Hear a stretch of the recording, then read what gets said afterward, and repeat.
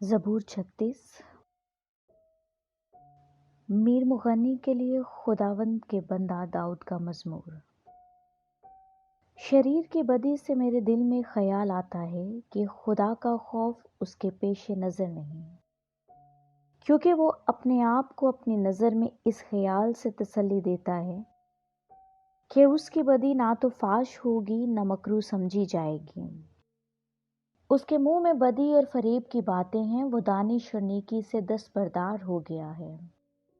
वो अपने बिस्तर पर बदी के मंसूबे बांधता है, वो ऐसी राह इख्तियार करता है जो अच्छी नहीं, वो बदी से नफरत नहीं करता। ए खुदावंद, आसमान में तेरी शफकत है, तेरी वफादारी अफलाक तक बुलंद है। तेरी सदाकत खुदा के पहाड़ों की मानिद है, तेरे एहकाम नहायत अमीक हैं। ए खुदावंद, तू इंसान और हवान दोनों को महफूज रखता है। ए खुदा, तेरी शफकत क्या ही बेश कीमत है। बनी आदम तेरे बाजारों के साया में पनाह लेते हैं।